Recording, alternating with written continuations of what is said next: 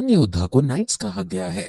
और फिर हमें ये 6 योद्धा एक एक करके दिखाए जाते हैं जो डेमन हंटिंग पास के बाहर एक डेमन से लड़ रहे हैं, और उनके बीच हमें एक आइकॉनिक लेवल की फाइट दिखाई जाती है। इन 6 वॉरियर्स के बारे में हमें डिटेल में बताया जाता है, लेकिन हम इनके बारे में आगे के एपिसोड में अच्छे से जानेंगे। ये 6 वॉरियर अपने आइकॉनिक फाइटिंग स्टाइल से डेमन्स को हराने में कामयाब हो जाते हैं, लेकिन फिर तभी वहाँ फेंग सुई नाम डेमन हेड आ जाता है। ये बहुत ज्यादा ताकतवर डेमन है और अब ये इन 6 योद्धाओं पर हमला कर देता है, और डेमन लॉर्ड उन सभी वॉरियर्स को अपनी एक ही उंगली का इस्तेमाल करके हरा देता है। लेकिन उनमें से लॉन्ग जेनियो नाम का वॉरियर अभी भी हार नहीं मानता, और वो अपनी सारी एनर्जी को गैदर करके अपने ट्रू फॉर्म में आता है। वो अपनी सोल पावर के साथ अपनी फेमस तलवार को लेकर डेमन लॉर्ड के ऊपर हमला कर देता है, लेकिन उसकी सारी मेहनत फेल हो जाती है जब डेमन लॉर्ड उसकी सारी सोल पावर को अपनी 3 उंगलियों के फॉर्मेशन से ही रोक देता है, और उसके तलवार को अपने हाथ से ऐसे रोक देता है मानो उसके लिए ये लड़ाई कोई खेल हो। लॉन्ग जेनियो फिर से उससे फाइट करने के लिए आगे बढ़ता है, लेकिन डेमन लॉर्ड उससे अब लड़ने की बजाय वहाँ से जाने लगता है, और ये देखकर बाकी वॉरियर्स हैरान हो जाते हैं। उसी दिन फिर लॉन्ग जेन्यू की वाइफ, जिसका नाम बाई यू है, उसको दिखाया जाता है जो अचानक गायब हो गई है। उस दिन डेमन लॉर्ड क्योंकि वहाँ से चला गया था, इसलिए पहली बार रात में तारे नजर आ रहे थे। डेमन लॉर्ड के जाने की वजह से अब इस दुनिया में टेम्पररी शांति आ गई है, और अब 2 सैनिक लॉन्ग जेन्यू की वाइफ के पास आते हुए दिखाए जाते हैं, जो उसे कहते हैं कि तुम्हें राजा ने बुलाया है। अब फिर हमें ओडेन सिटी नाम का सुंदर सा शहर दिखाया जाता है, और इस शहर के अंदर हम एक नाइट स्कूल को देखते हैं, जहाँ एक टीचर अपने डिसाइपल से पूछ रहा था कि तुम सभी नाइट्स बनना चाहते हो ना।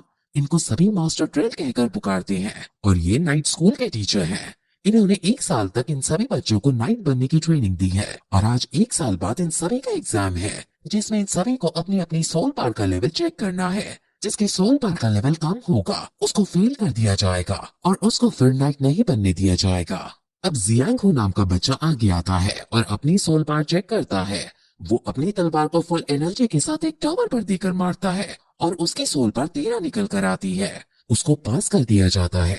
एक दूसरा बच्चा अपनी सोल पावर चेक करता है, और उसकी सोल पावर 7 निकल कर आती है।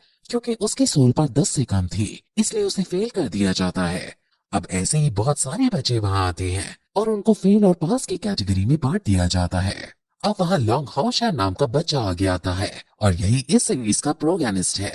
वो किसी भी हाल में पास होना चाहता है, इसलिए वो फुल डेडिकेशन के साथ तलवार लेकर पिलर पर मारता है, लेकिन उसकी सोल पावर सिर्फ 9 निकल कर आती है। उसको फेल कर दिया जाता है। वो बहुत ज्यादा उदास हो जाता है और रोने की कंडीशन में आ जाता है। वो अपने टीचर से एक और बार ट्राई करने को कहता है, लेकिन उसके टीचर साफ मना कर देते हैं, क्योंकि अगर उसको दोबारा ट्राई करने का मौका दिया गया तो ये बाकियों के लिए अनफेयर होगा। उदास हुआ पड़ा लॉन्ग हाओशैन अपने सभी दोस्तों के पास जाता है और कहता है कि उसे एक और चांस चाहिए, क्योंकि वो किसी भी कीमत पर पास होना चाहता है। सभी दोस्त उसको ऐसा उदास देखकर टीचर से उसको एक और चांस देने को कहते हैं, और टीचर को बताते हैं कि लॉन्ग हाओशैन हम सभी में से सबसे ज्यादा हार्ड वर्किंग है, और वो एक और चांस डिजर्व करता है। अब फिर टीचर लॉन्ग हाओशैन के ट्रेनिंग पीरियड के बारे में सोचते हैं, और यहाँ से हमें पता चलता है कि लॉन्ग हाओशैन बहुत ज्यादा हार्ड वर्किंग है, और वो एक बहुत बड़ा नाइट बनना चाहता है। वो दिन रात प्रैक्टिस करता है और सभी से ज्यादा मेहनत करता है। टीचर उसको एक और मौका देने के लिए रेडी हो जाते हैं, लेकिन वो एक शर्त रखते हैं। उन सभी बच्चों को फिर से ट्राई करने का मौका दे दिया जाएगा जो जियांग हू नाम के बच्चे को फाइट में हराएगा।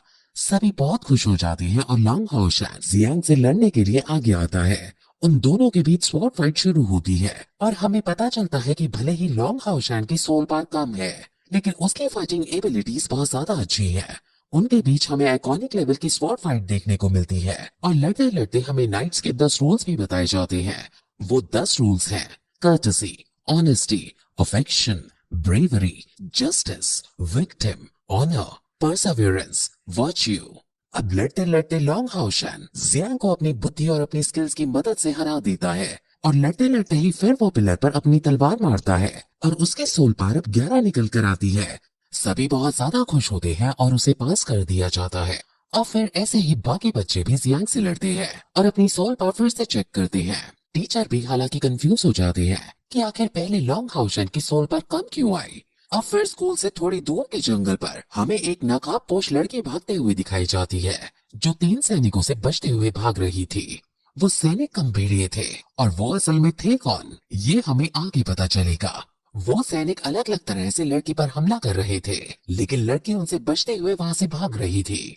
बचने के स्टाइल से हम लड़की के अंदर की खूबियों को जान जाते हैं और समझ जाते हैं कि ये भी शायद या तो एक नाइट है या नाइट बनने की खूबी रखती है। वो भेड़िए जब उस लड़की को नहीं पकड़ पा रहे होते तो वो आपस में बातें करते हैं कि उन्हें जल्दी से लड़की को पकड़ना होगा, क्योंकि वो टेम्पल ऑफ असासिन से भाग गई है। अगर हम उसे पकड़ लेते हैं तो हमें रिवॉर्ड मिलेगा। वो लड़की अब अपने खंजर को बाहर निकालती है और उन सैनिकों से लड़ती है।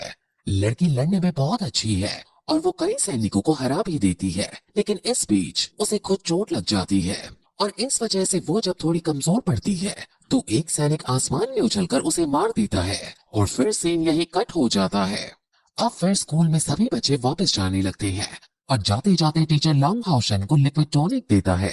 असल में ये लिक्विड टॉनिक सभी नाइट्स को स्ट्रांग बनने के लिए दिया जाता है और ये एक तरह का एलिक्सिर है जो नाइट के कल्टीवेटर में कैटलिस्ट की तरह काम करता है। अब वो ये लिक्विड टॉनिक पीकर बहुत खुश हो जाता है और उसकी ये अचानक वाली खुशी देखकर टीचर थोड़ा अजीब सा महसूस करने लगते हैं और वो समझ आते हैं कि लॉन्ग हाउसन उनसे कुछ छुपा रहा है और वो इस लिक्विड टॉनिक का कुछ और करता है। अब फिर उसका दोस्त जियांग उसे बुलाने आ जाता है और वो दोनों जंगल के रास्ते घर की तरफ जाने लगते हैं। अब जियांग अपना भी टॉनिक लिक्विड उसे दे देता है और यहाँ से हमें पता चलता है कि लॉन्ग हाउसन की माँ बीमार रहती है और अपनी बीमार माँ के लिए उसे ये टॉनिक लिक्विड चाहिए होता है। उसे जब भी ये लिक्विड मिलता है वो अपनी माँ को दे देता है, जिस वजह से उसकी सोल पार नहीं पड़ पाई थी। अब वो दोनों बात कर ही रहे थे कि तभी वहाँ एक लड़की की आवाज आती है और लॉन्ग हाउसन भागा भागा वहाँ जब देखने जाता है तो वही लड़की उसे बेहोश मिलती है। वो उसके जैसे ही पास जाता है वो लड़की उसे खतरा समझकर उस पर अपना खंजर तान देती है, लेकिन जब लॉन्ग हाउसन उससे उसका हाल पूछता है तो वो समझ जाती है कि ये अच्छा इंसान है और वो उसे उसके हाथ पर लिखकर बताती है कि मैं बोल नहीं सकती हूँ, मेरे पीछे कुछ लोग पड़े हैं जो मुझे मारना चाहते हैं। फिर तभी वहाँ कुछ लोगों की आवाज आने लगती है और लड़की कहती है कि हमें भागना होगा। लॉन्ग हाउसन कहता है कि वो मर्द है और वो डर कर नहीं भागेगा, वो उनसे लड़ाई करेगा। अब तभी वहाँ वो डेमन वुल्फ आ जाते हैं और उनको देखते ही लॉन्ग हाउसन थोड़ा डर जाता है और वो लड़की को गोद में उठाकर तेज स्पीड में वहाँ से भागने लगता है, लेकिन भागते भागते वो पत्थर से टकराकर गिर जाता है। और अब जब डेमन वुल्फ वहाँ आते हैं तो उनसे अपनी तलवार से लड़ने लगता है। डेमन वुल्फ बहुत ताकतवर है और वो उनसे लड़ते लड़ते बहुत पिट रहा होता है और लड़ते लड़ते वो लड़की के ऊपर भी जा गिरता है और बॉलीवुड वाला सीन हो जाता है। लॉन्ग हाउसन कहता है कि वो उसकी रक्षा करके रहेगा और ये कहकर वो फिर से डेमन वुल्फ से लड़ने लगता है। अब वो अपने टीचर की सिखाई ट्रेनिंग को याद करता है। डेमन वुल्फ की ताकत उनकी स्पीड है और उनकी कमजोरी उनका स्टमक है। ये याद करके वो उन पर अटैक करता है और वो एक डेमन वुल्फ को हरा देता है। अब लड़ाई बराबर की होने लगती है और दोनों ही एक दूसरे पर अटैक करने लगते हैं।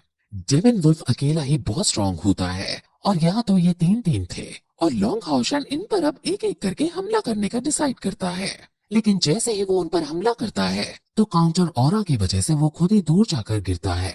वो काफी पिटता है और काफी मार खाता है, लेकिन वो लड़की को बचाने का हर प्रयास कर रहा होता है। उसे बहुत बुरा पीट कर बेहोश कर देते हैं, लेकिन वो बेहोशी की हालत में भी जब उनसे लड़ता है तो अब डेमन वुल्फ को गुस्सा आ जाता है और वो उसे बेरहमी से मारने लगते हैं और वो अधमरा सा हो जाता है।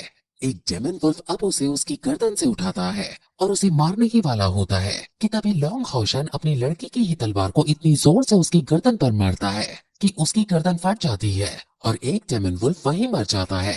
लॉन्ग हाउसन लड़की के पास जाता है और कहता है कि तुम जल्दी से यहाँ से भागकर टेम्पल नाइट में चली जाओ, वहाँ मेरे टीचर तुम्हें बचा लेंगे।